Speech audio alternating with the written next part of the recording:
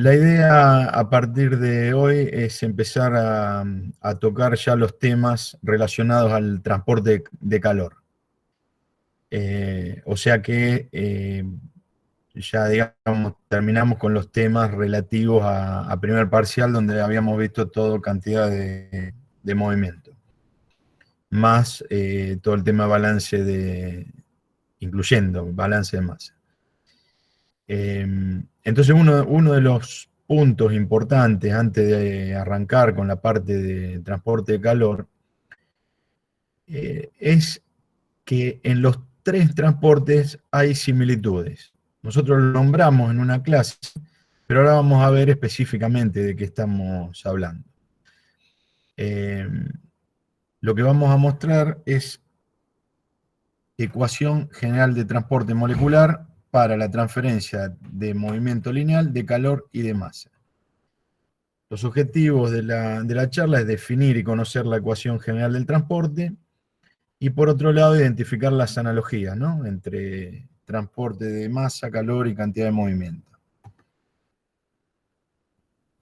Los procesos de transporte molecular, lo que nos ocupa en general es la transferencia o desplazamiento de una propiedad a través de un sistema o de un medio, que puede ser un fluido, un gas o un líquido o un sólido. Esta propiedad que se transfiere puede ser masa, energía térmica, o sea, calor, o cantidad de movimiento.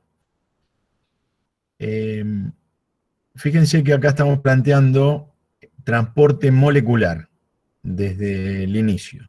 ¿Por qué hablamos de transporte molecular? Porque hay otro tipo de transporte. Por ejemplo, si recuerdan, cuando hablábamos de calor, teníamos conducción, convección y radiación. Conducción y convección están relacionados con el transporte molecular, en cambio radiación no. Es otro tipo de transporte. Por lo tanto, las fórmulas con las cuales analizamos un fenómeno de transporte de calor con radiación va a ser distinta al tipo de fórmulas que utilizamos cuando hablamos de transporte molecular. Las otras dos, conducción y convección, sí lo podemos asimilar dentro de lo que estamos hablando como transporte molecular. Como cada molécula tiene una cantidad determinada de masa, energía térmica o de momento lineal o cantidad de movimiento. Cuando existe una diferencia de concentración de cualquiera de estas propiedades con respecto a una región adyacente, tenemos la fuerza impulsora para que ocurra un transporte neto de esta propiedad. Avísame, Esteban, si alguien tiene alguna consulta y vaya enviándola vía chat, por favor. Bueno, en la ecuación general del transporte... Sí, te aviso, hasta ahora nada, nadie. Ok, dale, gracias. De nada. En los tres procesos de transporte molecular tienen el mismo tipo general de fórmula. Y lo primero que tenemos que tener en cuenta es que la velocidad de ese proceso de transporte, vuelvo a decir, sea de cantidad de movimiento, sea de calor o sea de masa, va a estar regido por una fuerza impulsora que lo provoca sobre una resistencia. O sea, tenemos por un lado una fuerza que provoca el intercambio y por otro lado resistencias que se oponen a ese intercambio. Y este tipo de fórmula, donde la velocidad depende de una fuerza impulsora y de una resistencia, es común a los tres transportes. Esta ecuación está, digamos, está planteando algo que es bastante obvio, ¿no? Necesitamos una fuerza impulsora para vencer una resistencia a fin de transportar una propiedad. Y como analogía también se parece mucho a la ley de Ohm de electricidad, que por ahí es lo que más tenemos en mente cuando hablamos de fuerza impulsora sobre resistencia. Bueno, en el slide siguiente, ahí figura el formato de la fórmula, donde el transporte de la propiedad es igual a, con signo negativo, figura ahí la fuerza impulsora es el diferencial que está por encima, en el numerador, y está, digamos, referida a un transporte en una distancia, en una determinada longitud, por eso es el diferencial de la fuerza impulsora sobre un diferencial de distancia. Y lo que figura como menos sigma, ahí es donde va a estar la resistencia. Habitualmente expresada como si fuera una conductancia en lugar de una resistencia. Pero a los fines prácticos, a los fines de lo que nos interesa, es uno sobre la otra. O sea, una conductancia sería el inverso de la resistencia, o sea, uno sobre la resistencia.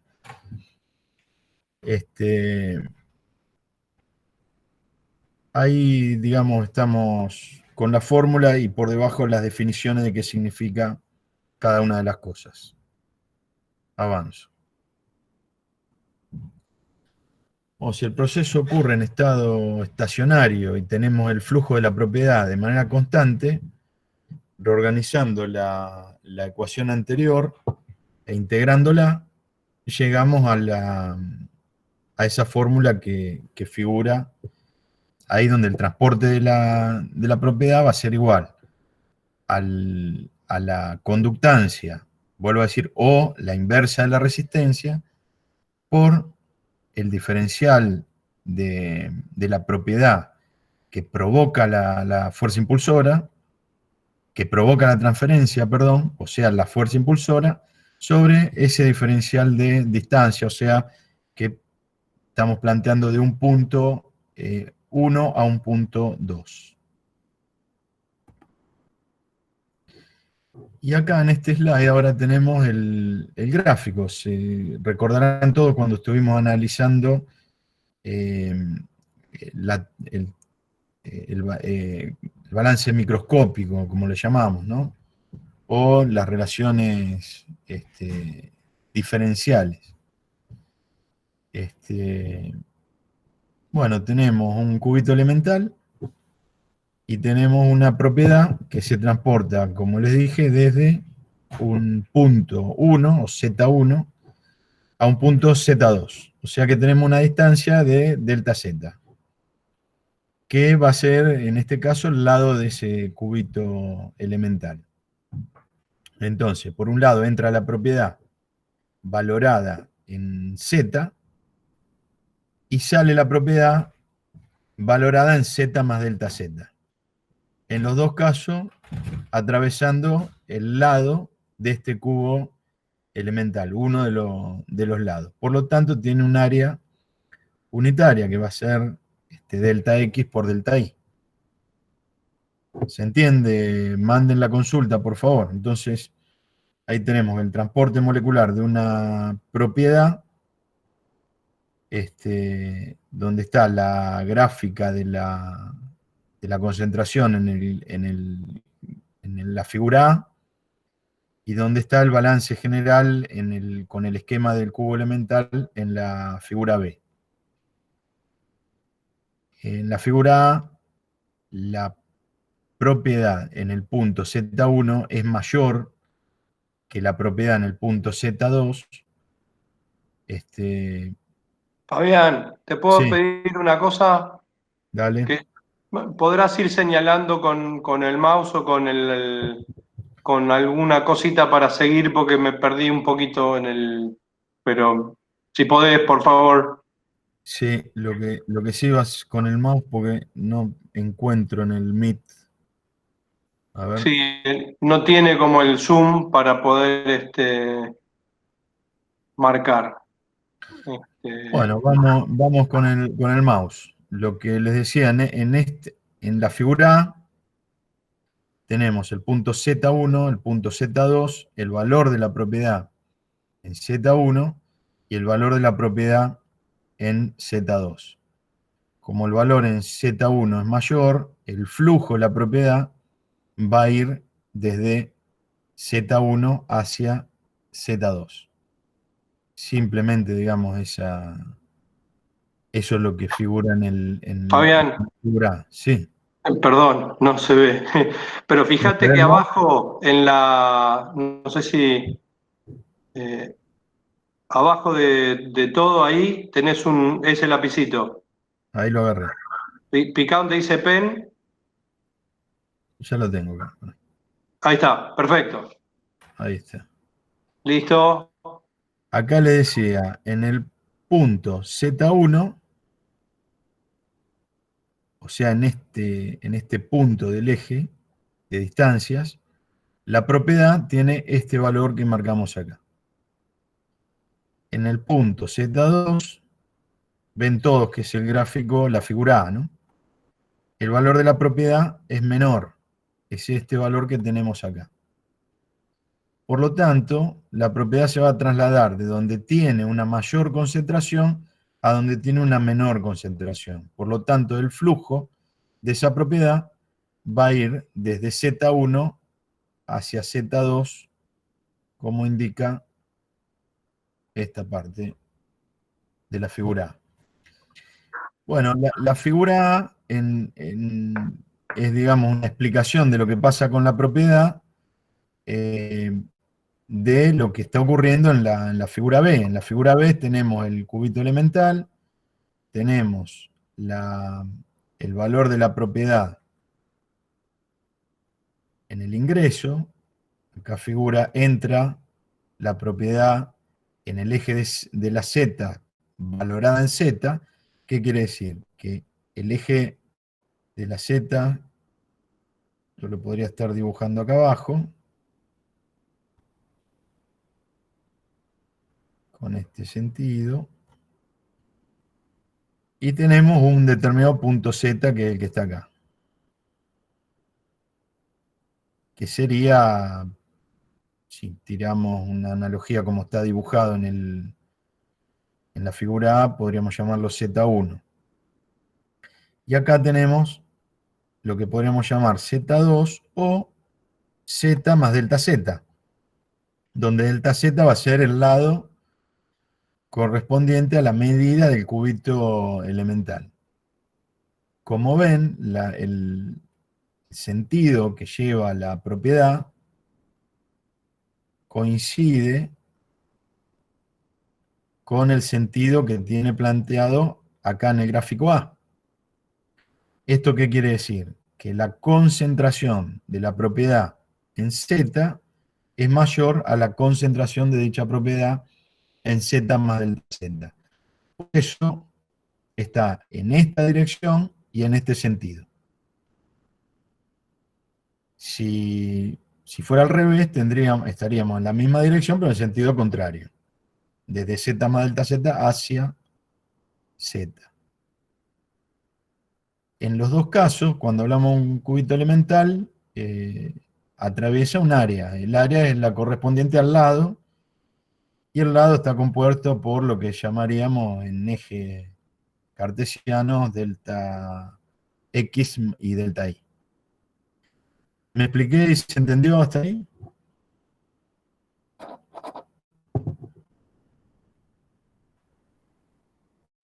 Acá, Fabián, hay una pregunta que dice, ¿el flujo va en sentido decreciente siempre o es el de este ejemplo nada más? No, el flujo va siempre de donde está la mayor concentración a donde está la menor concentración. Por ejemplo, para llevarlo a términos más palpables, si fuera esto transporte de calor, la propiedad fuera calor, y tenemos el diagrama A, la propiedad sería, por ejemplo, temperatura. Entonces la temperatura 1 es mayor, como se puede ver en este gráfico. Vamos otra vez a la temperatura 1 estaría acá, y la temperatura 2 en este eje estaría acá. Por lo tanto, podemos hablar de que la temperatura 1 es mayor que la temperatura 2, por lo tanto, ¿cómo va a ser el sentido del flujo de la propiedad? Desde una temperatura mayor a una temperatura menor. Lo que está más caliente va a tender a ceder calor hacia donde tenemos un objeto o una fuente fría. ¿Me expliqué? ¿Queda la duda todavía? ¿Me expliqué? Es lo mismo si tuviéramos concentración de masa, por ejemplo, si tuviéramos, eh, no sé, soluciones o mezclas de gases donde en una porción del espacio existe una concentración de un gas superior a la que existe en otro lado, bueno, ese gas va a difundir hacia el lugar de menor concentración. Entonces, Acá, siempre, Fabián, sí, dicen que sí, que se entendió. Perfecto, gracias. Sí, sí. Siga nomás para aclarar siempre, que se ha bueno, entendido. en definitiva, siempre lo que vamos a tener es un sentido hacia el lugar de menor concentración de la propiedad, sea la propiedad que sea, digamos. Temperatura, lo dije porque me parece que es bien sencillo de ver. Avanzamos, entonces avísame, Esteban, si entra alguna otra consulta. Por ahora no, métele. Bueno, acá simplemente, digamos, algunos comentarios en este slide acerca de cinética. Teoría cinética de los gases da una buena interpretación física del movimiento de las moléculas individuales en los fluidos. Debido a su energía cinética, las moléculas están en un rápido movimiento aleatorio y a menudo chocan unas con otras. El transporte molecular o la difusión molecular de una propiedad, como el momento lineal, el calor o la masa, se llevan a cabo en un fluido gracias a esos movimientos aleatorios de las moléculas individuales. Es por esto que el tipo de fórmula es análogo en los tres casos. Si el transporte de la propiedad depende del transporte molecular, tenemos analogía. Si no depende del transporte molecular, como en el caso de la radiación, vamos a otro tipo de fórmula. Cada molécula individual que contiene la propiedad que se transfiere se mueve al azar en todas las direcciones, se producen flujos en todas las direcciones, por lo tanto, si hay un gradiente de concentración de la propiedad, habrá un flujo neto de la propiedad desde la concentración alta hasta la baja. Esto sucede porque se difunde el mismo número de moléculas en todos los sentidos entre las regiones de alta y baja concentración. Esto es simplemente la explicación de lo que estábamos viendo anteriormente. Avísame, Esteban, si hay alguna consulta, por favor. Ninguna. Bueno, entonces podemos ya entrar directamente en las tres leyes. La primera, la que tiene que ver con cantidad de movimiento, es la que denominamos transporte de momento lineal o ley de Newton. Cuando un fluido, leo el slide tal cual figura, cuando un fluido fluye en la dirección X en forma paralela a una superficie sólida, existe un gradiente de velocidad donde la velocidad en X disminuye al acercarse a la superficie en la dirección Z. El fluido, esto digamos, si lo analizamos como está escrito acá, no es ni más ni menos que lo que veíamos al definir viscosidad.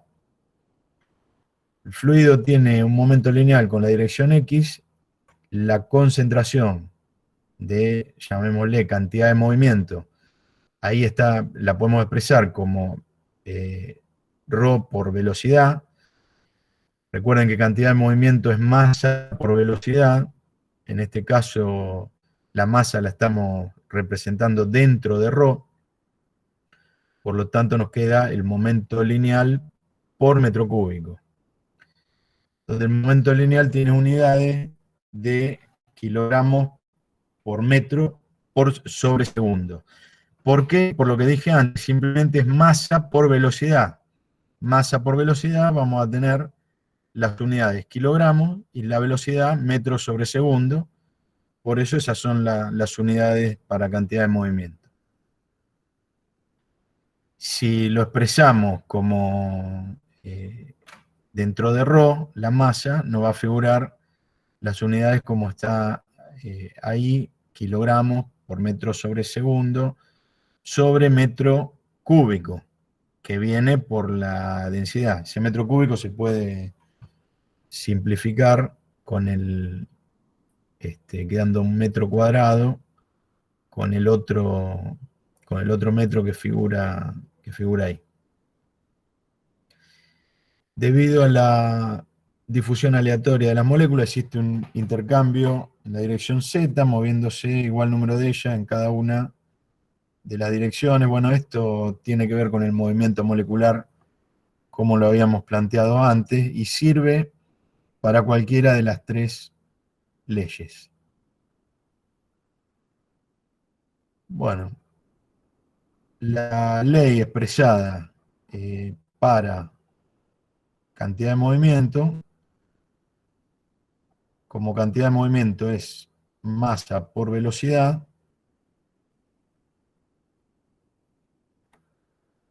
ahí lo tenemos, en esta parte. Cantidad de movimiento, velocidad por masa. La masa colocada como dentro de ρ.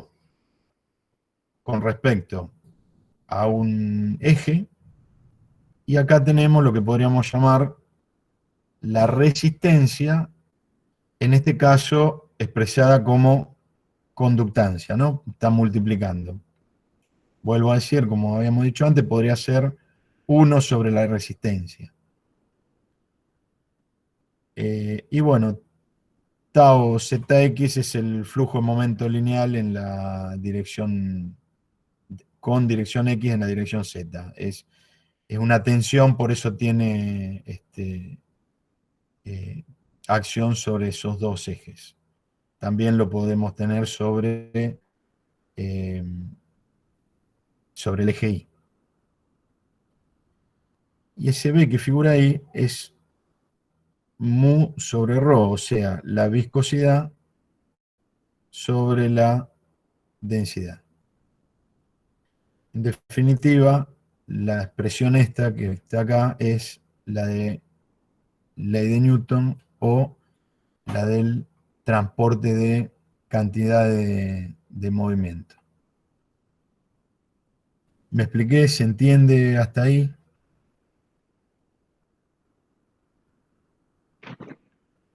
Hasta ahora, acá consultan. Pregunta Diana, ¿cuál es la resistencia? Y otra pregunta, ¿no es la conductancia? Josefina pregunta, ¿no es la conductancia? Sí, sí, conductancia o resistencia es exactamente lo mismo, nada más que uno es el inverso del otro. O sea, yo podría decir que la viscosidad, en este caso, lo puedo plantear como conductancia. Si yo lo pusiera, perdón, es más correcto decir como la resistencia. Si yo lo pusiera como corresponde, nosotros dijimos que la velocidad de transferencia de cantidad de movimiento, en este caso, depende de la fuerza impulsora, que es lo que está acá como masa por velocidad, sobre una resistencia.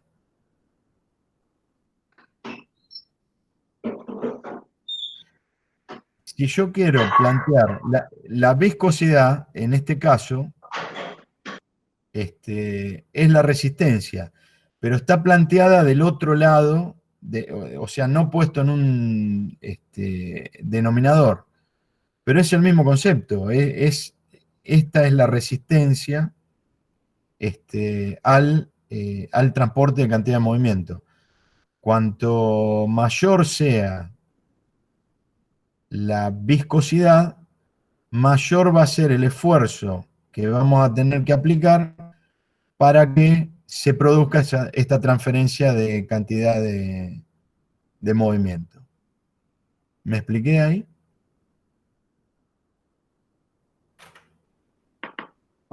Avísame, Esteban, si... A ver qué dicen. Sí, sí, parece que sí. Dayana y Josefina, que eran las que tenían la duda.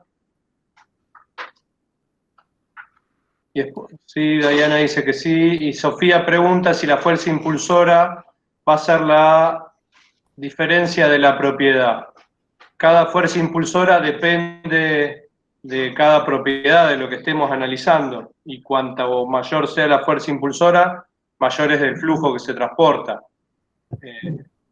Pero si tenemos diferencia de temperatura, estamos transfiriendo calor. Si tenemos diferencia en las fuerzas, estamos transfiriendo cantidad de movimiento, y si tenemos diferencia de concentración, estamos transfiriendo masa.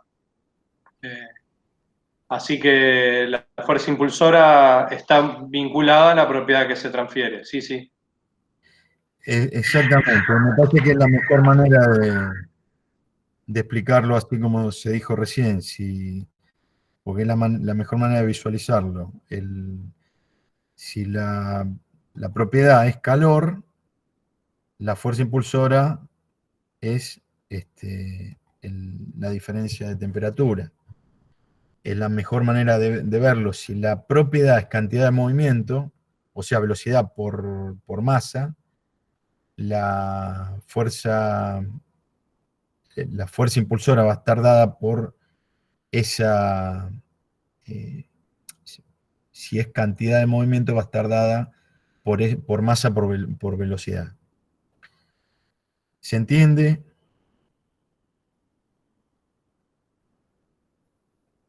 Y si fuera concentración, va a estar dada la propiedad que se transfiere es masa, y la fuerza impulsora va a ser la diferencia de concentraciones. Sí, sí, buenísimo, dicen.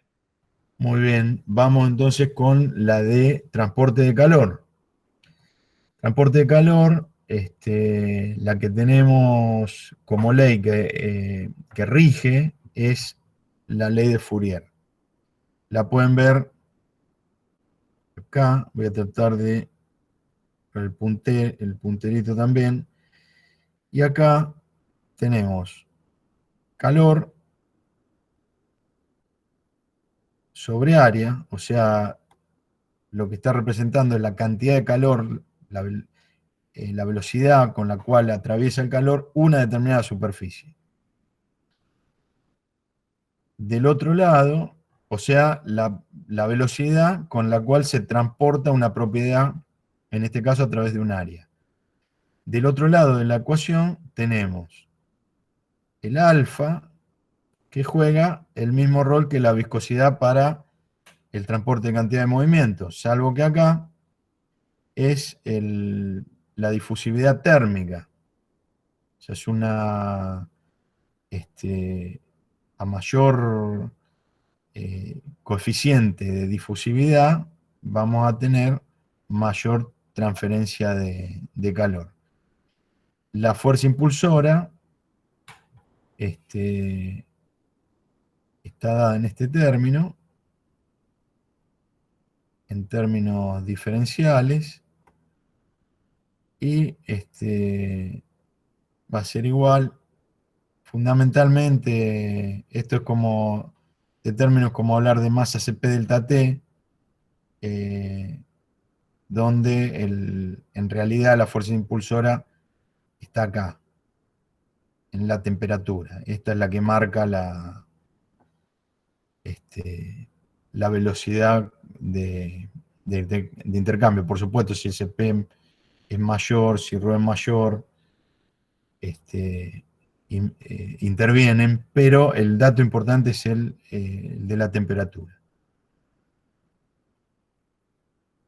Como ven, es absolutamente análoga a la de cantidad de movimiento. Bueno, y por último, tenemos para el transporte de masa, la ley de Fick. La ley de Fick tiene que ver con un diferencial o sea, un transporte de masa. La velocidad con la cual se produce tiene que ver con una difusividad que va a corresponder a la difusividad de unas determinadas moléculas en otras moléculas, multiplicado por el diferencial de concentraciones, que es la fuerza impulsora con respecto a dos puntos, ¿no? A un diferencial en un eje de longitud. Y como ven, también vuelve a ser absolutamente análoga a las otras dos que vimos antes.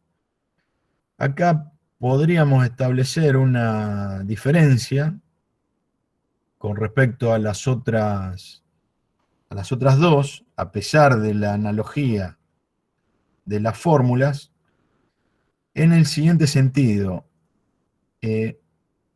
Acá estamos hablando, por ejemplo, de la velocidad con la cual se transporta un componente A en el eje Z. ¿Ven? Acá figura el flujo de masa de A en el eje Z. Ahora, esa masa de A se transporta dentro de otra masa que es B. O sea, tenemos el transporte de moléculas del componente A, pero va a ocurrir dentro de un medio en el cual existen moléculas de B. Cuando nosotros hablamos de concentración y de que el transporte va a fluir de la mayor concentración a la menor concentración, a diferencia de las otras leyes, acá estamos hablando de que es la concentración de un componente A en un componente B. Por lo tanto, tenemos la transferencia de masa de un componente A dentro de un componente B. Y también podríamos plantear, por ejemplo, si no hubiera una, una pared separadora entre una solución, por ejemplo, de A en B, y del otro lado solamente B, y esa pared sea una membrana que deje solo pasar a uno de los a un componente, vamos a tener un efecto neto de difusión de uno en el otro. Si no tuviéramos esa pared, no tuviéramos un efecto membrana, lo que vamos, y permitimos la mezcla, lo que vamos a tener es una difusión de A en B, más, o mejor dicho, al mismo tiempo, una contradifusión de B en A. Bueno, esto es lo que, este comportamiento es lo que podemos ya establecer como una diferencia entre la velocidad de transporte de masa con respecto a las otras dos que vimos antes. Y vuelvo a decir, a pesar de que la ley sea absolutamente análoga. Una cosita, Fabián, Dale. un comentario.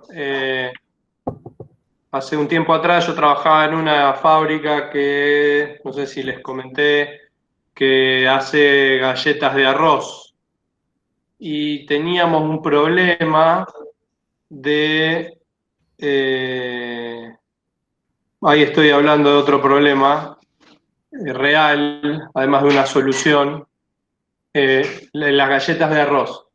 En las galletas de arroz hay unas galletas que son sin sal, hay otras galletas que son dulces y hay otras galletas que son con sal.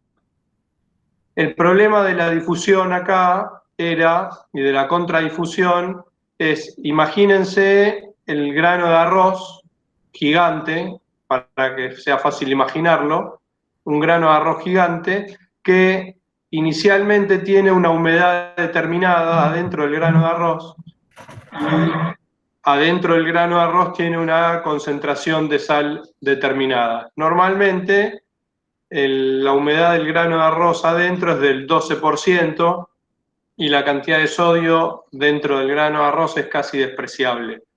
Supongamos 0, para hacer más fácil el cálculo, y contar un poco esto de la contradifusión.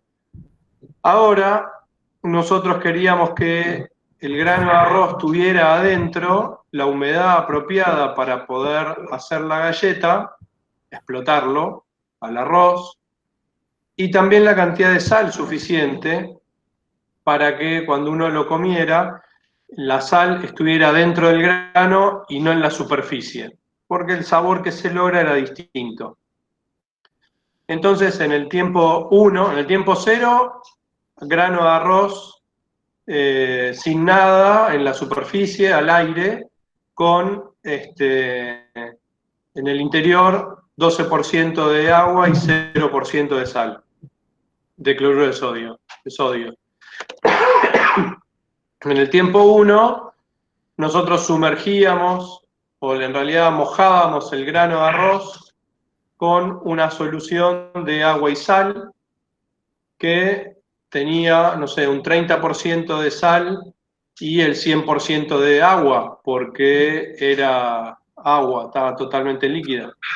Entonces había mucha cantidad de agua y mucha cantidad de sal en una concentración determinada en esa solución, afuera del grano de arroz. En el tiempo 2 empezaba a pasar el agua, porque había más concentración de agua del lado de afuera que del lado de adentro, empezaba a pasar agua. ¿Hasta dónde? ¿Hasta cuándo? Hasta que las concentraciones del lado de adentro y del lado de afuera se igualaran. ¿Sí? Y a medida que empezaba a pasar agua, también, como el sodio se solubilizaba y no tenía otro problema, podía pasar también sodio del lado de afuera del arroz al lado de adentro del arroz. El problema era que la velocidad de pasaje de sodio y de agua son distintas. La difusividad del agua en el arroz es muy distinta a la difusividad del sodio en el agua, que es el vehículo que usa para pasar adentro del arroz. Entonces, llegaba un momento que teníamos una determinada cantidad de agua adentro del grano de arroz, en menor cantidad que la que teníamos afuera del grano de arroz, y teníamos proporcionalmente mucho más sodio del lado de adentro del grano, ¿sí? O sea que la concentración de sodio en el agua, de cloruro de sodio adentro, en el agua adentro del grano, era mayor que la concentración de sal afuera del grano. Entonces, en vez de que el sodio entrara en el tiempo 3, entrara dentro del grano, salía porque había más concentración de sodio adentro del grano de sal que afuera del grano de sal.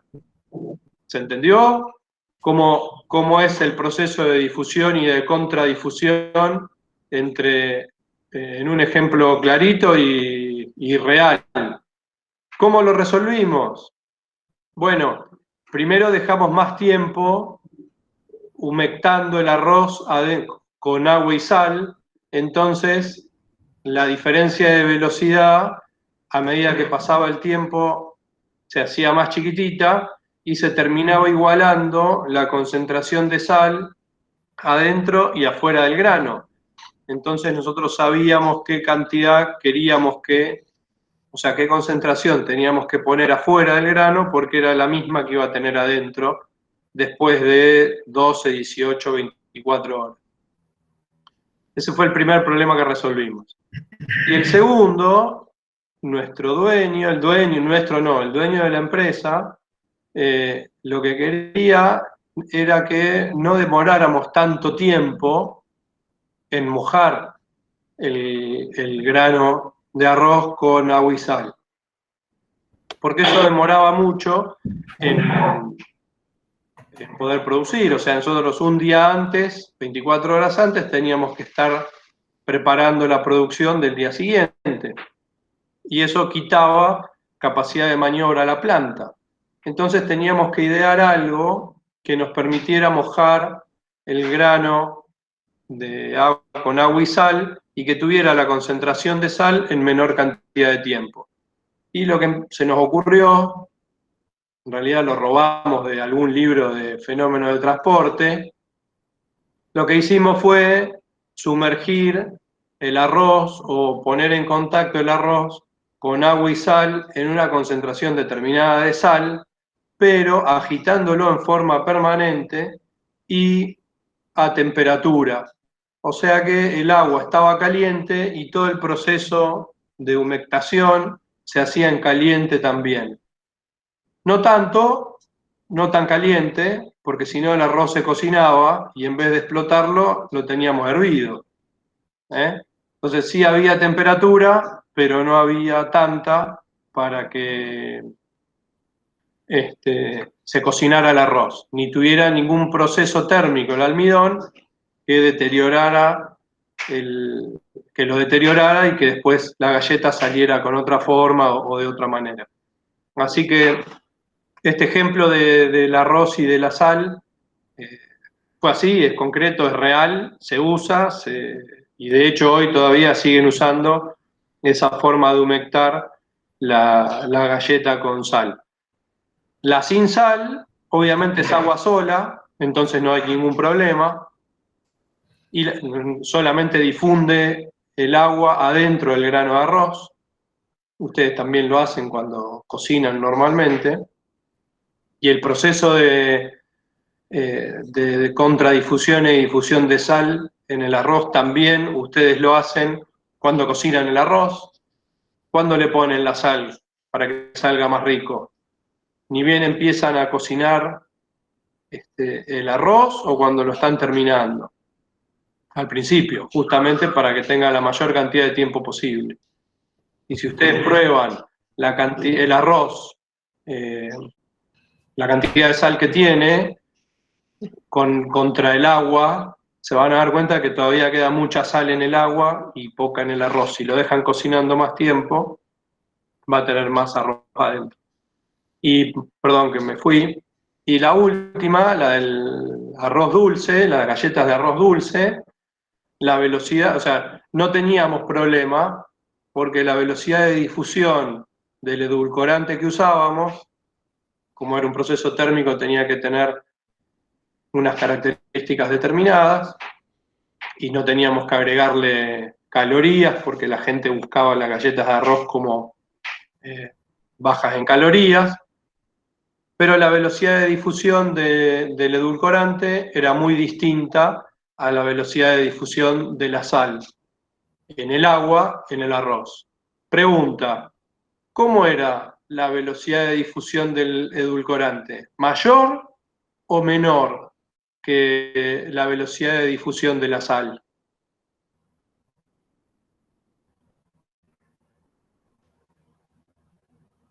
Acá pregunta Dayana, ¿mayor? Y Sofía dice, menor. Chan, ¿cuál es? Si yo... Veamos la formulita que está puesta ahí en la presentación, la fórmula 2.3.15. Si la difusividad, que es esa letra D, marca la velocidad de transferencia, ¿sí? Y yo no necesito tanto tiempo, ¿cómo debiera ser? ¿Mayor o menor? A concentraciones iguales, ¿no? O sea, a mismas concentraciones adentro y afuera del grano de arroz, de sal y edulcorante, y es el mismo grano, o sea que el diferencial de Z es el mismo. Es mayor.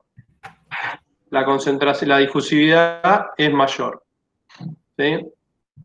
Porque a mismas concentraciones, al ser mayor, tardo menos tiempo, la velocidad de llegar a una concentración determinada es menor. Así que bueno, no quería dejar de contarles esa anécdota que siempre o esa historia que siempre la cuento porque es un muy buen ejemplo y además ustedes lo usan permanentemente. ¿Sí? Si ustedes, es más, ¿por qué le echan o no sal a la cebolla cuando la están cocinando? Se le echan la sal, ni bien la ponen a cocinar y sale cebolla caramelizada. Le echan la sal cuando ya está cocida y es sal, es una cebolla salada, ¿eh? Por los procesos de difusión,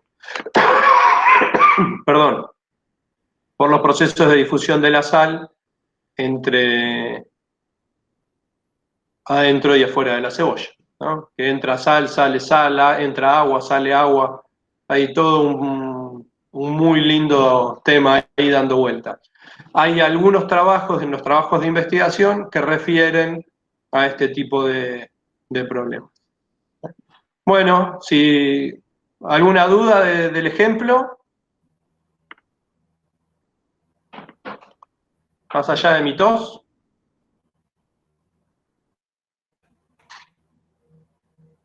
Pareciera que no, así que Fabián, si querés nomás. Dale, buenísimo, Esteban, buenísimo el ejemplo. Digamos, esto es lo que nosotros planteamos en la materia como objetivos de la materia, donde queremos que todo esto que se ve, cómo es la aplicación en ejemplos reales, a tratar de salir también de cuestiones volcadas en el papel y vean el impacto que esto tiene en la ingeniería. Nosotros también planteamos que en la materia se hace ingeniería. Acá fíjense todo lo que contó Esteban. Nosotros venimos a estudiar otras materias en las cuales se trabaja mucho en las condiciones de equilibrio, pero si tomaron nota de todo lo que comentó Esteban, ¿cuántas condiciones de desequilibrio hay en un proceso industrial? Donde intervienen no solamente los temas por ejemplo, lo estamos planteando para un transporte de masa, pero el transporte de calor modifica la difusividad, entonces también teníamos necesidad de calentamiento para mejorar una difusividad y en una solución de compromiso de que el calentamiento no sea tal para no entrar en reacciones que impliquen cocción. Imagínense la cantidad de situaciones dentro de la ingeniería de alimentos. Este es el tipo de cosas que nosotros queremos transmitir en la materia para que forme parte del acervo de cada uno de ustedes para poder resolver en la práctica de la ingeniería. Si una persona que está en una planta puede tener toda la experiencia del mundo y puede resolver cosas acudiendo a su experiencia, pero para un ingeniero es fundamental entender los por qué ocurren. Y acá es donde también le decimos con Esteban que las fórmulas a veces nos dicen a gritos las cosas que pasan. Mirando las tres fórmulas que estamos viendo para el transporte de cantidad de movimiento, de calor o de masa, ahí están todas las variables de importancia. Simplemente leyendo la fórmula uno ya puede entender qué variables hay que tocar para que algo ocurra, para acelerarlo, para frenarlo. Por supuesto, aplicando mucho criterio y mucho ingenio, digamos, para eso hacemos ingeniería. Avísame, Esteban, a ver si hay consulta ahí o están todos alineados y se entiende la importancia de la materia cuando hablamos de hacer ingeniería. Que en esta materia empezamos a trabajar constantemente con desequilibrios que provocan transporte y nosotros tenemos que saber como ingenieros manejar esos transportes sabiendo de qué variables dependen. O sea, qué sobre qué variables tenemos que actuar para que ocurran fenómenos orientados a nuestras necesidades, a las necesidades que tenemos en una planta. Todo lo que contó Esteban es un compendio de lo que de lo que queremos plantear en la materia. Difusión, contradifusión, transporte de calor y cómo afecta, soluciones de compromiso, que tenemos que hacerlo, pero no tanto. Bueno, a eso apunta la materia, a darle las herramientas para que ustedes puedan tomar decisiones y resolver cuestiones relacionadas a la ingeniería en alimentos. Exactamente. Avísame si estamos bien o si hay alguna pregunta, alguna consulta respecto de esto. No, no, hasta ahora no, nadie ha vuelto a consultar. Los dejamos anonadados, mirá. Sí, medios apabullados, pero pregunten, por favor. Bueno, en definitiva, tenemos tres ecuaciones de transporte regido por la ley de Newton para cantidad de movimiento, ley de Fourier para transporte de calor y la ley de Fick para transporte de masa.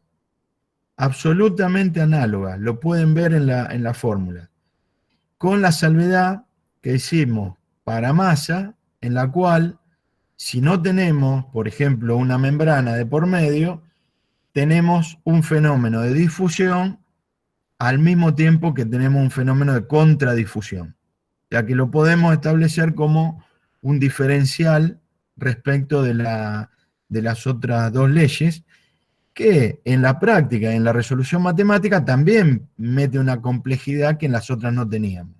Esto lo vamos a ver más adelante.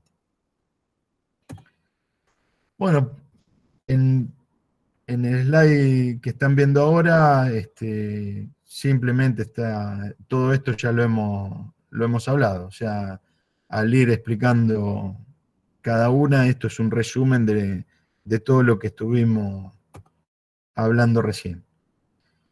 Y ahí tienen las tres ecuaciones juntas, ley de Fick, ley de Newton y ley de Fourier, para cada una de los transportes. Establecimos una diferencia para para masa, que es esto de la posibilidad de contradifusión, y también establecimos una diferencia para el transporte de calor, porque si el transporte de calor se realiza a través de radiación, no es dependiente del transporte molecular. Si fuera dependiente del transporte molecular, el formato es como el que tienen cualquiera de estas tres leyes que tienen ahí en pantalla. Me expliqué, avisen por favor si quedan claras las analogías entre los tres transportes y estas pequeñas diferencias, pequeñas y grandes, ¿no? En la práctica, pero estas diferencias que fuimos nombrando por lo menos hasta ahora. Una diferencia más, Fabián, ahí es que el transporte de cantidad de movimiento es el único que nosotros pensamos y trabajamos en un campo vectorial, ¿no? Los otros dos, no, pero el de cantidad de movimiento sí. Sí, exactamente.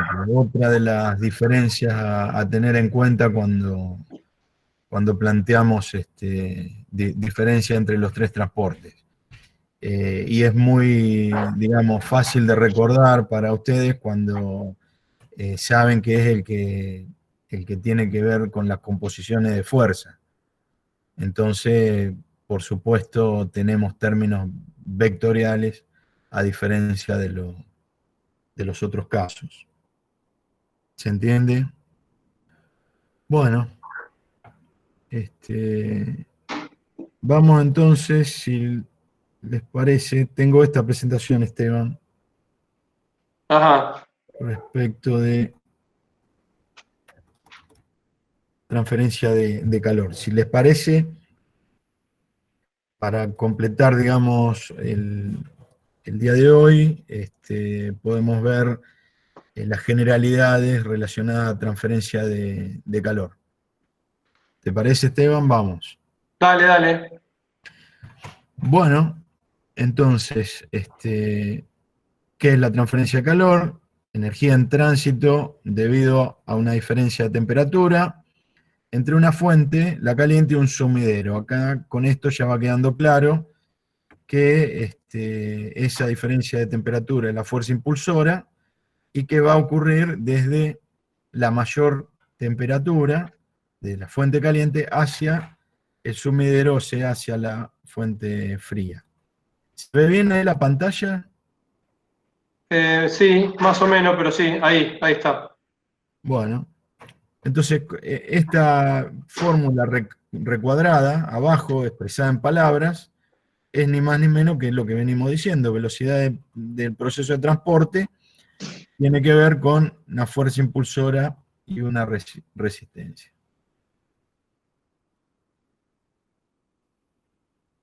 Bueno, también podemos plantear cuestiones relacionadas a si esa transferencia la podemos tener en estado estacionario o en régimen transitorio. Creo que esto ya hemos hablado, Esteban, como para que o manden la consulta si hay alguna duda con respecto a eso. En régimen transitorio, por ejemplo, cuando hablamos de transporte de calor, lo que vamos a tener es una variación de la variable temperatura con respecto al tiempo.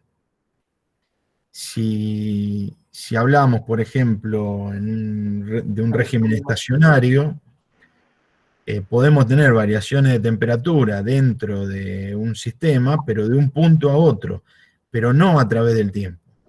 Por ejemplo, si planteamos un intercambiador de calor en el cual un fluido entra con una temperatura A mayor a una temperatura B, ahí tenemos una diferencia de temperatura, pero entre un punto y otro punto. Si yo mido la temperatura en A y todo el tiempo la temperatura en A es la misma, y miro la temperatura en B y todo el tiempo es la misma, y miro aunque sea distinta de la de A, y miro la temperatura en cualquier otro lugar y sigue siendo la misma, el régimen en función a todo lo que tenga que ver con calor es estacionario, porque no hay variación respecto del tiempo. Y acá lo que estoy dando es el ejemplo de un intercambiador de calor en régimen. Y por ejemplo, un régimen transitorio, hablando de ingeniería en alimentos, un secado de una fruta en un túnel de secado, o un secado de ciruelas, de uvas, al sol, si analizamos como lo que pasa dentro de una ciruela, por ejemplo, vamos a tener que la concentración, la cantidad de humedad dentro de la ciruela va a cambiar con respecto al tiempo. Por lo tanto, va a ser un régimen transitorio. Arrancamos de una ciruela hasta tener una ciruela seca. Lo mismo, por ejemplo, si hablamos de poner cualquier producto dentro de un horno, un pan. Bueno, esto que decía Fabián recién, que es la transferencia de calor entre una fuente y un sumidero, fuente y sumidero para llamarlo en forma genérica, las fuentes de donde sale, el de mayor grado, el de mayor concentración, el de mayor temperatura, el de mayor fuerza, y sumidero es donde se consume, donde llega, el de menor temperatura, el de menor concentración, el de menor fuerza, y siempre esto que dijo Fabián y lo vimos hace un rato, siempre la velocidad del proceso de transporte es la fuerza impulsora sobre la resistencia. Y esto que hablábamos recién, Podemos evaluarlo en estado estacionario o en régimen transitorio.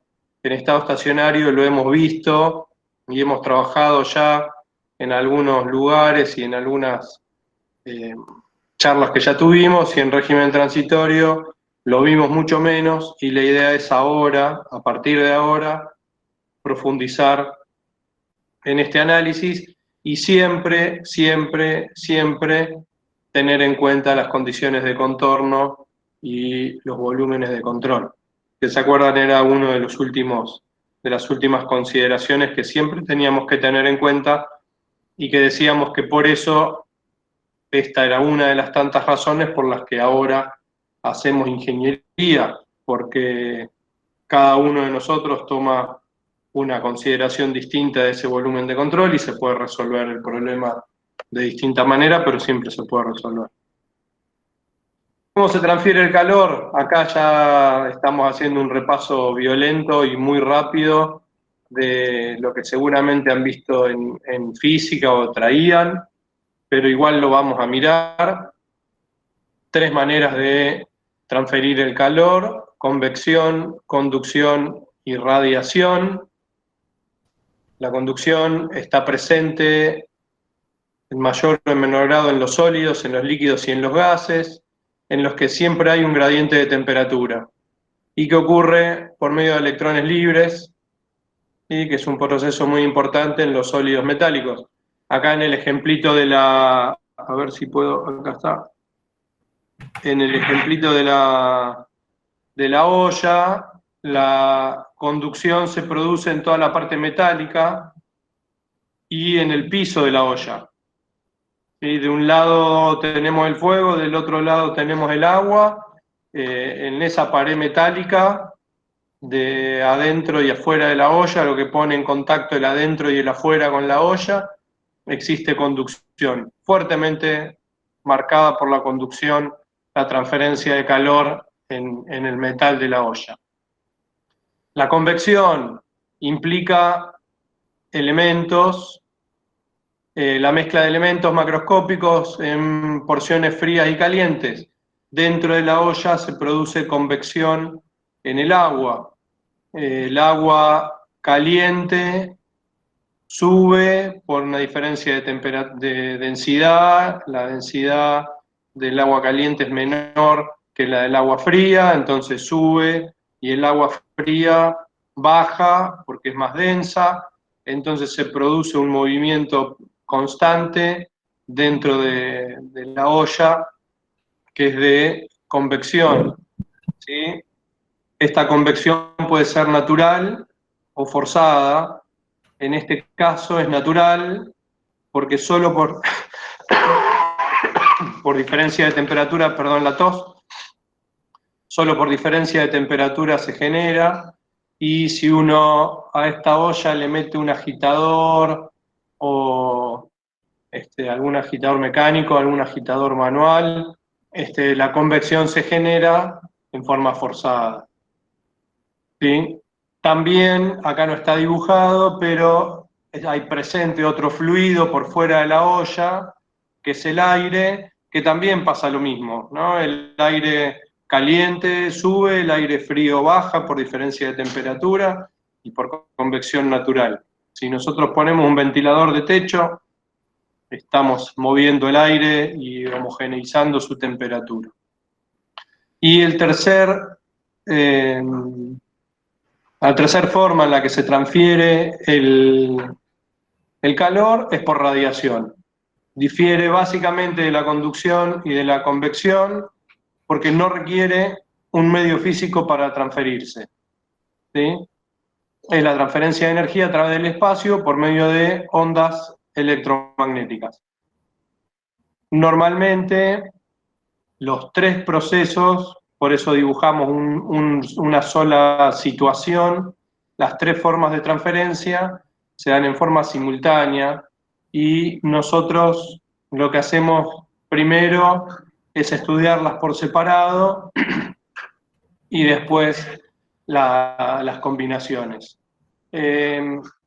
No tenemos tanto material nosotros preparado para profundizar en el mismo nivel la convección, la conducción y la radiación. Trabajamos mucho más en convección y conducción que en radiación. Por lo general, gran parte de los equipos de intercambio de calor manejan convección y conducción, pero hay algunos equipos, especialmente los de cocción, muchos hornos, que trabajan con radiación. Entonces está presente, es importante, nosotros ahora no le damos tanta profundidad al tema, pero está y existe. Conducción en estado estacionario, rápido, porque hoy ya charlamos bastante. Hay una fuente a una temperatura, si es fuente, perdón, a una temperatura 1, otra fuente, perdón, un sumidero a temperatura 2, acá debiera decir sumidero, la temperatura 1 es mayor que la temperatura 2, entonces el calor se transfiere a través de un área, que es este área, ¿sí? El calor se transfiere de la fuente caliente al sumidero frío y depende de la distancia que separa las dos fuentes, ¿sí? O la fuente del sumidero. En fórmulas, el diferencial de calor, la cantidad de calor, depende de la conductividad del material que está entre medio de la fuente fría y del sumidero, perdón, de la fuente caliente y del sumidero, el área de exposición, la temperatura y la distancia. ¿Sí? Entonces, nosotros vamos a poder considerar y operar con el material que se esté trabajando, con el área que estamos exponiendo y la temperatura a la que tenemos una y la otra, las dos, la fuente y el sumidero, y la distancia a las que las ponemos.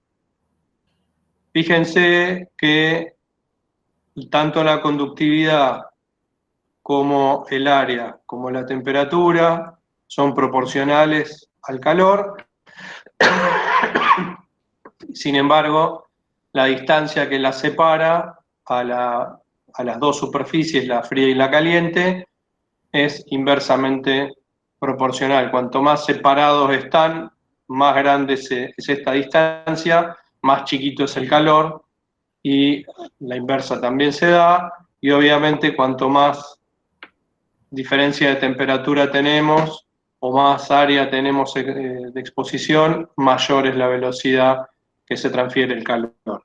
Y particularmente, haciendo referencia al acá, cuando nosotros tenemos materiales aislantes, que queremos que no se transfiera el calor, por ejemplo, un helado en el freezer, queremos que se mantenga la mayor cantidad de tiempo posible congelado sin gasto de energía, entonces tenemos que revestir el freezer de materiales aislantes.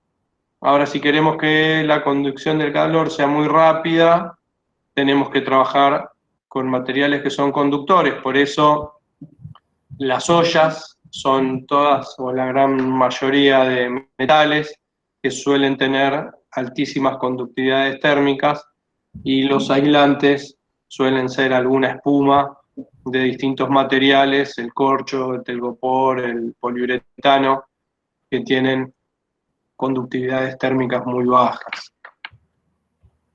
¿Sí? ¿Alguna pregunta de conducción? No, ¿no? Esteban, vean ahí que la ley de Fourier está expresada como lo habíamos planteado antes. La única diferencia es que pasamos el área al otro término, ¿no? Al otro lado de la igualdad. Pero si se fijan, la estructura es exactamente la misma, igual que la figura que explicaba Esteban de temperaturas en función del eje X, es análoga a la que habíamos visto hoy cuando hablábamos de la velocidad de transferencia de una propiedad. Exactamente. No, Esteban, acá está diciendo Josefina que no, que está, y no tengo otras Perfecto. Seguimos Consulta entonces. esta.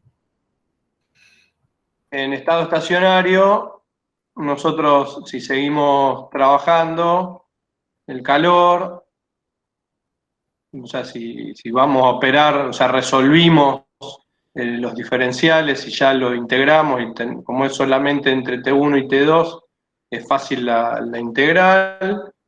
Sí, nos queda que el calor, la conductividad por el área, por la diferencia de temperatura sobre L, que es la distancia entre X1 y X2, ¿no? Es el delta entre X1 y X2. Si seguimos planteando, o sea, estas dos formas son equivalentes entre sí. Chequeamos por las dudas que no hayamos metido la pata con las dimensiones, estamos trabajando perfecto en las mismas unidades, las unidades de K ya las habíamos marcado, ¿sí? Watt, Kelvin, metro en este caso, el área metro cuadrado, la longitud en metros, el L en metros y la temperatura en Kelvin. Entonces Kelvin con Kelvin se me va y metro cuadrado con metro cuadrado y me quedan unidades de calor en los dos términos. Perfecto. No metemos la pata con la uniformidad dimensional. Y sabíamos, volvemos a marcar, que siempre existe un gradiente de temperatura desde la fuente de mayor temperatura hasta el sumidero de menor temperatura. En la olla está clarito, en el gráfico está claro que T1 en X1 es mayor que T2 en X2. Bueno, acá procesos y esto que ya algo habíamos hablado. Y acá tenemos algo que siempre que lo charlamos dejamos un signo de pregunta. Acá en la cocción puede ser, en el congelado puede ser, pero hay alguna cosa en particular que tanto de una parte de la cocción y una parte del congelado no estamos tan seguros que sea así. ¿A qué parte nos referimos? ¿Se dan cuenta? ¿Se pueden dar cuenta de la duda que estoy teniendo? ¿De dónde es que hay alguna cosa acá que no nos termina de convencer? La Nosotros, pregunta es porque tenemos dos palabras ahí, cocción y congelado, ¿no? ¿Qué ocurre con las temperaturas en esos casos? O qué puede ocurrir, mejor dicho, ¿no? claro, en el congelado ocurre seguro, en la cocción depende. Y entonces nos preguntamos qué pasa con esto, con estas ecuaciones. Porque obviamente hay transferencia de calor y tranquilamente se puede hacer en estado estacionario alguna parte. Bueno, si no surge, seguimos y ya va a surgir. No nos pongamos ansiosos. Ahora, ¿qué pasa si nosotros planteamos esto que vimos recién de la olla y de la pared de la olla? Imagínense la pared de la olla. Esa es una pared simple, porque tiene un solo componente sólido, donde nosotros podemos plantear, como veníamos hablando recién, calor, la conductividad, el área, la distancia que lo separa y el delta T. Y también podríamos decir que el calor era el delta T sobre la resistencia. Entonces, podemos definir a la resistencia, ¿sí?, como L sobre K por A. ¿Sí? Porque si todo esto lo llevamos abajo en el denominador, ¿sí?, hay un cambio acá, hay una pequeña operación para poder definir R así. Entonces, si nosotros planteamos ahora una pared compuesta, no solo que tiene una sola parte sólida, sino que tiene tres componentes, el calor empieza a pasar de la fuente caliente, del lugar caliente, por eso T0 es mucho mayor que T3, ¿sí? Pasa por el primer componente que es el A, después pasa por el segundo componente que es el B, y después pasa por el tercer componente que es el C, y termina saliendo. Ahora, nosotros para cada componente tenemos diferentes características. Entonces, la resistencia global al pasaje de temperatura, ¿sí? Perdón, a la transferencia de calor manteniendo T0 y T3 constante, la resistencia global es la suma de las resistencias parciales. ¿Por qué? Porque el calor que se transfiere en el compuesto A es la misma cantidad de calor que se transfiere en el compuesto B y es la misma cantidad de calor que se transfiere en el componente C. ¿Qué es lo que está escrito acá? Lo único que cambia, el calor es el mismo, lo único que cambia son los delta T para cada caso y el R para cada caso, porque el R está sumamente relacionado con la longitud, con el área y con el K. En este caso en especial, las 3A son iguales porque las áreas expuestas son todas iguales. Pero fíjense que el L, el espesor que separa la temperatura fría de la temperatura caliente, es distinto en los tres casos.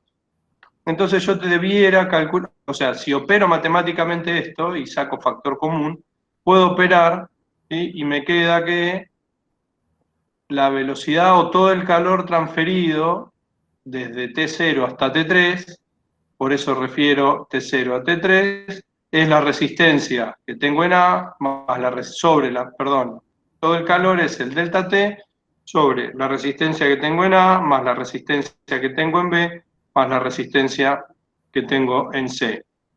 Sabiendo que, por lo general, como uno tiene la misma superficie expuesta, estas tres áreas son iguales y por eso es que en los slides que pasaba Fabián hace un tiempo atrás, el área está del otro lado, ¿no? Está vinculada a Q, porque es común en todos los lugares, en todas las áreas, en todos los compuestos. Por eso muchas veces se trabaja Q sobre A igual al delta T y la resistencia. En alguno de los problemas nosotros alguna vez dijimos cantidad de aire que se inyecta en el tubo por unidad de área. Bueno, el concepto es muy similar a este. Ahora, ¿qué pasa cuando nosotros queremos analizar la conducción, la transferencia de calor, pero no estamos en estado estacionario, sino que estamos en estado transitorio? ¿Sí? Si nosotros recordamos, esta es una manera de expresar el teorema de Reynolds aplicado a energía, particularmente a calor. ¿Sí?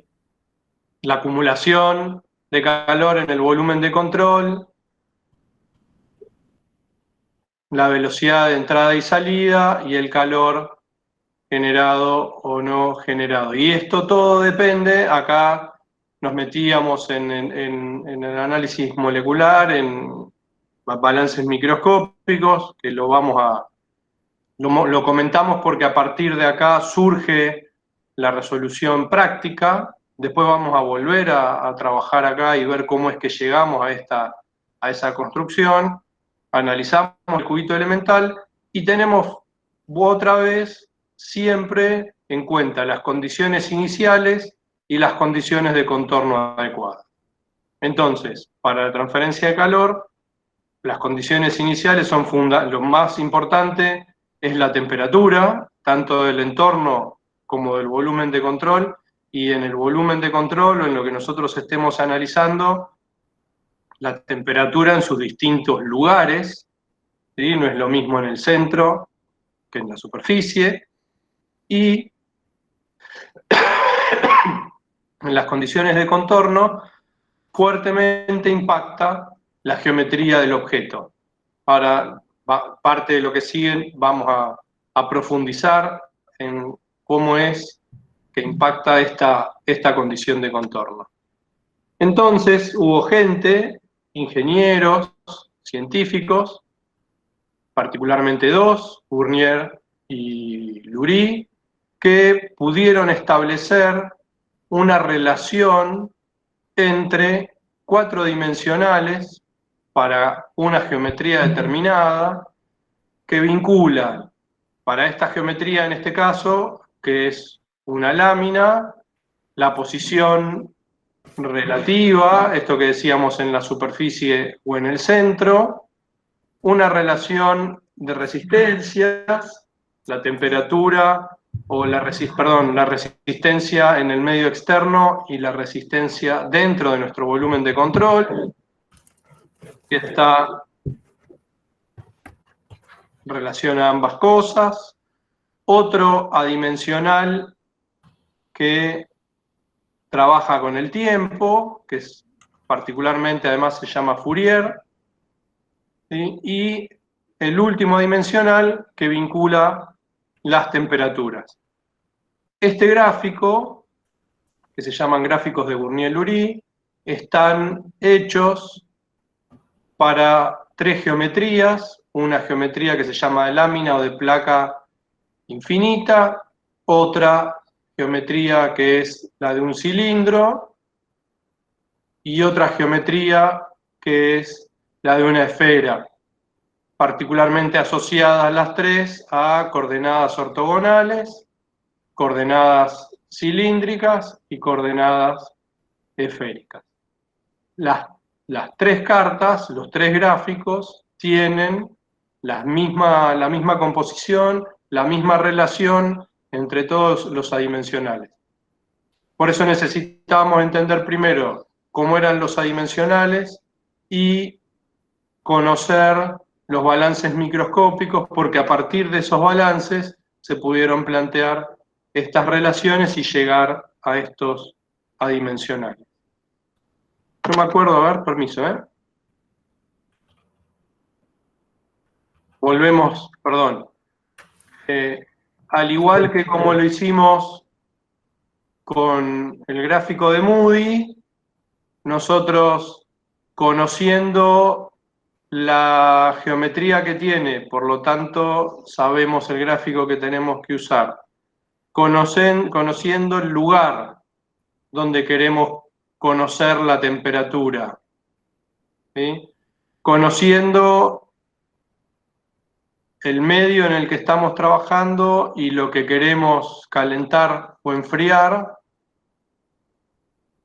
conociendo estas 3 cosas y la temperatura, entramos en el gráfico y podemos leer el tiempo. Lo vamos a comentar muy rápido ahora y después vamos a trabajar mucho con esto. O, conociendo el tiempo y las mismas cosas, llegamos a la curva correcta, podemos conocer la temperatura. Entonces, de todas estas variables que tenemos, algunas las podemos definir nosotros, la geometría, la posición y los materiales con los que estamos trabajando. Yo quiero cocinar una hamburguesa, saber la temperatura en el centro y la voy a cocinar friéndola, entonces sé que mi volumen de control es la hamburguesa y el material que tengo adentro es carne y lo que tengo afuera es aceite con un régimen determinado. Conociendo estas 3 cosas, yo me puedo preguntar cuánto tiempo va a tardar la hamburguesa en llegar de los 5 grados que la saco de la heladera hasta que llegue a 90 grados en el centro, o 85 grados en el centro, y que garantice que está toda cocida y que no voy a tener síndrome urémico hemolítico. ¿Cuánto tiempo voy a tardar? O la pregunta inversa. Si yo quiero llevar ¿a qué temperatura va a llegar la hamburguesa si parto de 5 grados y la dejo sumergida en esas mismas condiciones en el aceite durante 6 minutos y medio? Entonces voy a saber si en esas condiciones llegué a la temperatura que nos interesa encontrar en la posición relativa que quería buscar en el centro, que es el punto más crítico. Bueno, otra vez nos volvemos a preguntar qué pasa ahora con otra vez algunos procesos particulares que no son cualquiera. Por ejemplo, el fritado y cuando se hierve. Volvemos a dejarlo planteado porque sobre todo en el fritado pasan algunas cosas que no pasan en otras. En el hervido puede pasar, pero en el freído o fritado depende pueden pasar. Esteban, hay dos personas que habían enviado una respuesta. Yo lo que pasa es que no te quise interrumpir antes Ajá, ¿cuál la es? explicación, pero habían mandado Néstor Agustín Fernández y Natacha Pequeño. No es cuando pasa por un punto de fusión o ebullición. Y la otra respuesta es que hay un cambio de estado que tiene que ver. Perfecto, perfecto. En eso, ahí particularmente tenemos que tener especial cuidado. Sí, es eso. Porque recuerden, sobre todo los que ya vieron termodinámica, esto se vio en termodinámica, que parte de la energía entregada o cedida está en el calor latente, ¿no? O para cambiar de líquido a sólido, o para cambiar de líquido a gaseoso, o sus inversas. Entonces, en todos esos procesos donde hay un cambio de estado, hay que tener mucho cuidado porque este gráfico en forma particular y las ecuaciones que estuvimos viendo antes en estado permanente no se pueden aplicar, se aplican otras cosas. Se puede resolver claramente, ¿no? Pero hay que tener cuidado porque estos gráficos para esas cosas no se pueden usar. Así que muy bien, felicitaciones, me encantó. ¿Quedó claro para el resto que por qué no se pueden usar? Esto es siempre que estemos trabajando en condiciones donde no haya cambios de estado.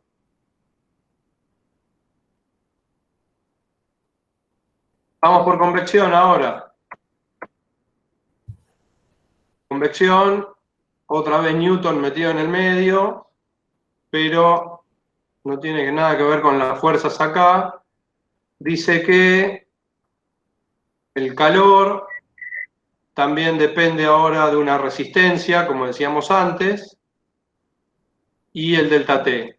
Nada más que H, perdón, esto es solo H, tiene se llama coeficiente de transferencia de calor y está asociado a la convección y, como decíamos también, hay dos tipos de convección forzada o convección natural o convección libre. Siempre la convección natural depende del cambio de densidad y siempre que haya un trabajo entregado para el movimiento del fluido por un agente externo, una bomba, un ventilador, un agitador, esa convección se llama forzada. ¿Sí? Vamos a pasar al muchachito preguntón de lado. Ahora, siguiendo con la convección, ¿recuerdan que habíamos hablado de una capa límite fluido dinámica que tenía que ver con la velocidad y que decíamos que Fabián dijo varias veces y en varias oportunidades que la podíamos asociar a la capa límite termodinámica, a la capa límite térmica, perdón, termodinámica no, a la capa límite térmica? Bueno, es así. En esa capa límite se localiza toda la resistencia a la transferencia de calor. Entonces, nosotros vamos a seguir trabajando adelante, pero ya encontramos una herramienta fundamental si nosotros queremos que la transferencia de calor entre el adentro y el afuera del tacho, el adentro y el afuera de esta olla, sea más rápido, deberíamos disminuir el coeficiente de transferencia de calor, ¿sí? Perdón, aumentar el coeficiente de calor, disminuir la resistencia del lado interno y del lado externo con el fluido de cada lado para que la transferencia sea más rápida. Entonces, del lado de adentro, deberíamos achicar la capa límite para que toda la resistencia que está en la capa límite sea menor y mucho más fácil de traspasar. ¿Sí? Lo mismo del lado de afuera. Por eso, nosotros cuando queremos, lo hemos charlado alguna vez también, cuando queremos enfriar un café con leche que estamos por tomar, lo que hacemos es agitarlo mucho con la cucharita. Y si queremos que mantenga la temperatura y que no se enfríe muy rápido, no lo revolvemos, lo dejamos quietito. Bueno, en forma industrial adoptamos y tomamos la misma consideración. Y hay una relación entre la conductividad y el coeficiente de transferencia. Yo no lo puedo dibujar ahora acá, no me acuerdo si está dibujado. ¿Sí? Entre la conductividad del material y el coeficiente de transferencia se relacionan justamente con el espesor de la capa límite. Este dibujito es bastante parecido, pero a la inversa, de la capa límite fluidodinámica. Acá, ¿dónde tengo la temperatura mayor? ¿Adentro del fluido en el punto A o afuera de la pared en el punto B? O sea, en este punto, ¿la temperatura es mayor que en este punto? ¿La temperatura en A es mayor que la temperatura en B? ¿O al revés? ¿Qué dicen ustedes? Acá apareció en el chat, Diana dice que no, Josefina pregunta si no, y Diana te vuelve a poner al revés que en el dibujo, que en lo que escribiste. Sí. Después es mayor en B, escribe Cecilia. ¿Y cómo se dieron cuenta? Sí, es mayor en B que en A. ¿Cómo se dieron cuenta? Yo lo voy a decir sin que me escuche el otro profesor, ¿no? Pero por la flechita. Esta flechita es más grande que esta flechita y lo que indica la flechita es la temperatura en esta línea de fluido, ¿sí? A lo mismo que pasaba, de la misma manera de lo que pasaba con las velocidades, esta temperatura es mayor que esta temperatura. ¿Sí? Y si el gráfico fuera así, acá dibujo el gráfico fuera así, sí estoy en la condición al revés, ¿no? Lo voy a tachar para que no queden dudas de que era al revés.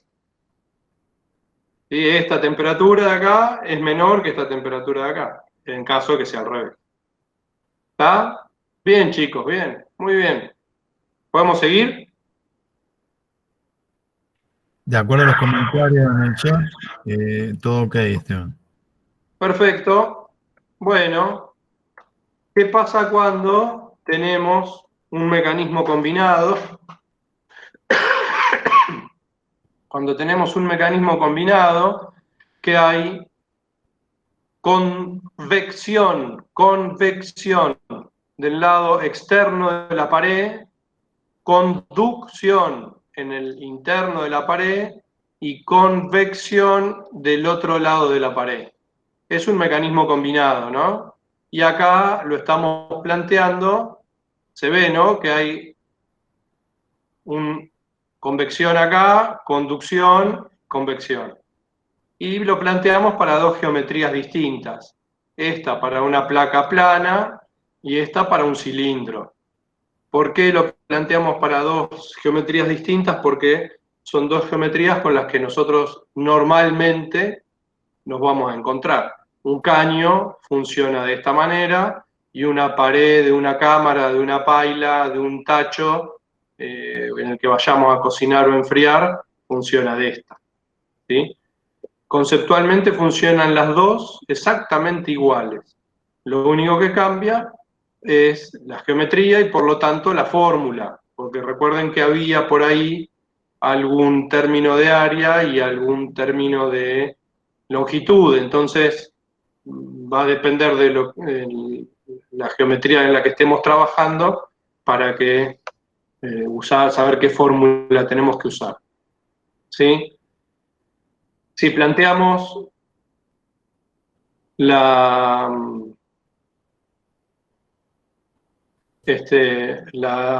ecuación de intercambio de calor para este mecanismo combinado, nosotros decimos que el calor es igual al coeficiente global de transferencia por el área por el delta T. T1, T4. ¿Sí? T1 mayor que T4. Siempre acá con los signos, bueno, se puede jugar con el delta para un lado y para el otro y para saber si el calor es negativo, para qué lado va y para qué lado no va. ¿Sí? O sea que siempre vamos a tener ahí el signo en consideración, pero conceptualmente no cambia si esto fuera al revés, que T4 es mayor que T1, habría que dar vuelta al delta T. Ahora, como lo veníamos planteando antes, calor, resistencia por diferencia de temperatura. Entonces, para seguir con lo que veníamos hablando de la sumatoria de las resistencias, que iba abajo, 1 sobre U por A es la sumatoria de las resistencias, de las tres resistencias, y acá tenemos la primera resistencia al fluido que está afuera, perdón, adentro, acá está O de out y O de out, a la resistencia debida a la conducción y a la resistencia debida al fluido que está afuera, ¿sí? In, out, a la I y a la O, me parece que lo dije al revés, out afuera, no adentro. Pero conceptualmente es la suma de la convección de un lado de la pared, la conducción de la pared, la convección del otro lado de la pared, y teniendo en cuenta que acá, ojo, porque puede haber también más de un componente en la pared, entonces puede ser más complicado, pero el concepto es exactamente el mismo. Y acá, para el cilindro, conceptualmente es lo mismo, la sumatoria de las resistencias es el fluido de un lado de la pared, el fluido del otro lado de la pared y la resistencia que tiene que ver con la pared, el material propiamente dicho. Y acá aparece la media logarítmica porque no podemos calcular el promedio del radio, no podemos tomar la media del radio, si no lo hacemos en forma logarítmica. Entonces, hay que tener en cuenta que el valor de R que se toma acá, de distancia, este es el promedio logarítmico, porque si tomamos este R, no es cierto, este es solo el radio interno. Si tomamos este R, es solo el radio externo, y esta distancia no es uno menos el otro. ¿Sí? No es lo mismo que acá, que podemos restar. Acá es diferente justamente por el cambio de geometría. Entonces es necesario considerar la relación logarítmica entre ellos. ¿Sí? ¿Qué dimensionales tuvimos en cuenta? Esto ocurre, me atrevería a decir, casi en casi todos los casos, en donde hay intercambio de calor a través de una pared. Diana Esteban está haciendo una consulta. Sí, Si la pared está compuesta por dos materiales, serían dos términos los del medio, uno para cada material. exactamente, exactamente. Yo ahora no lo voy a dibujar, pero a ver, nosotros tendríamos que poner en ese término del medio, como si la pared fuera esta. Acá son tres materiales. Entonces tendría estos tres términos o un solo término compuesto por la relación entre las tres resistencias, digo, entre los tres materiales. Si fueran dos, habría un término acá que no existiría, pero siempre hay vuelvo ahora a la ecuación esta. Siempre hay un término para el fluido, un término para el fluido de un lado de la pared, un término para el fluido del otro lado de la pared, adentro y afuera, depende de dónde uno esté parado, pero de un lado de la pared un término de fluido, del otro lado de la pared otro término de fluido, y tantos términos o la composición del término del medio es dependiendo de tantas capas tenga la pared sólida que divide un fluido y el otro. Perfecto. Bueno, si hubiéramos podido ir a la planta, hubiéramos visto que en muchos de los caños del equipo pasteurizador, en la cámara de frío, en los distintos secadores, esto se puede visualizar claramente y funciona, es muy, muy claro. ¿Sí? Bueno, ¿qué adimensionales? Vamos a ir rápido. ¿Qué adimensionales venimos trabajando y estamos teniendo en cuenta? Reynolds, ya lo vimos 200 veces, lo vamos a volver a ver otro tanto. Básicamente relaciona el régimen de flujo, si es laminar o turbulento, y ya sabemos que está relacionado con la resistencia, está relacionado con la capa límite y que a su vez esa capa límite está relacionada con la ubicación de la resistencia a la transferencia de calor. ¿Sí? Entonces, sin duda tiene que ver, fuertemente tiene que ver. El PRAN vincula la velocidad de difusión de cantidad de movimiento con la difusión de calor. Nosotros mucho no lo usamos, pero normalmente se usa. El Nusselt o el Biot, el Nusselt es para líquidos, el Biot es para sólidos. Nosotros en el gráfico de Bournier-Lurie que vimos recién, uno de los adimensionales es la inversa del Biot, que es la relación que hay entre la transferencia de calor por convección y por conducción. Ya saben que la convección es del lado de afuera del sólido, donde está el fluido, y la conducción es interna del sólido. Entonces, si nosotros, por ejemplo, queremos calentar el ejemplo de la hamburguesa que nosotros veíamos, la conducción se produce en todo el espesor de la hamburguesa y la convección se produce en todo el aceite.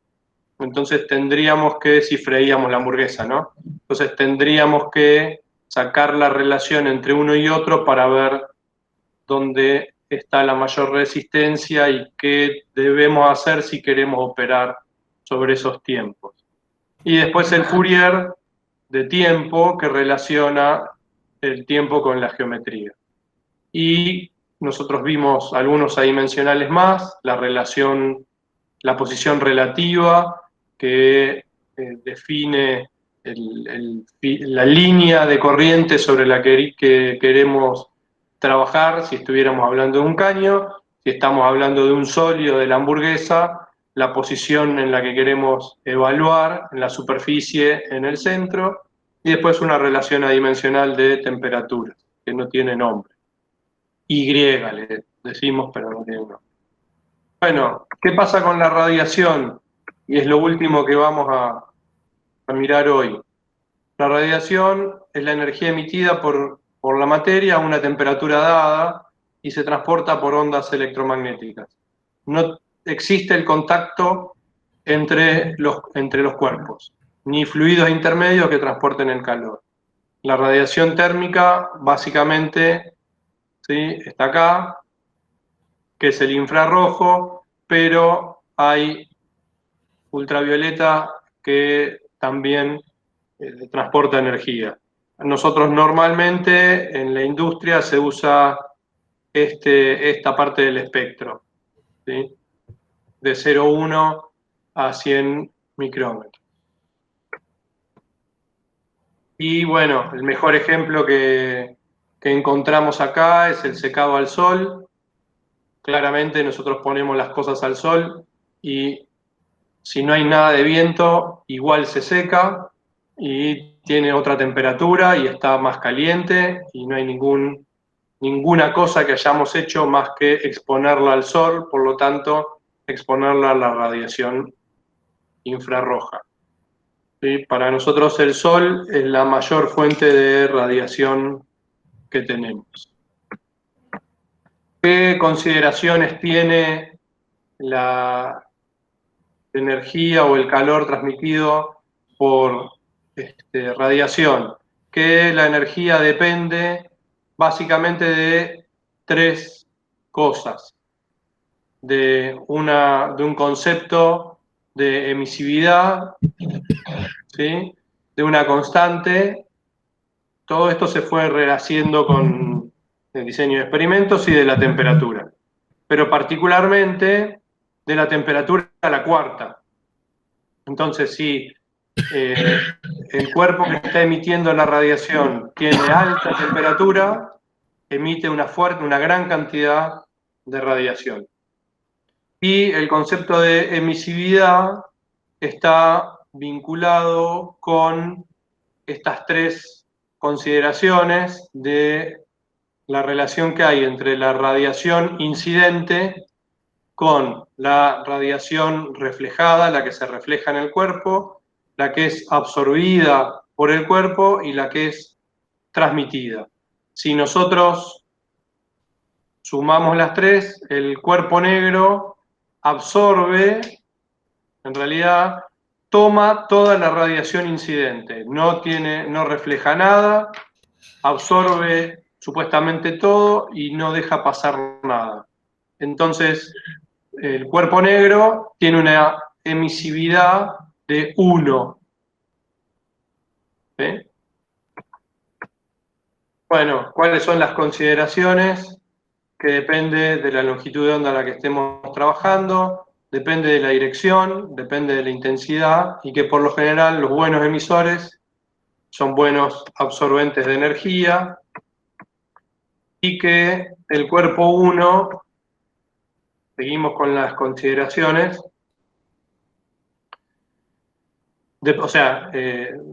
volvíamos a hablar de las consideraciones de la temperatura, de la geometría, de un factor de vista y de vuelta de una relación de emisividades. Si este es el Sol y esta es la Tierra, el Sol emite una gran cantidad de energía, en la Tierra algo se refleja, que es más chiquita lo que se refleja en la Tierra de lo que emite el Sol, y en este caso en especial hay toda una cantidad de superficie que no recibe radiación, por lo tanto no recibe calor.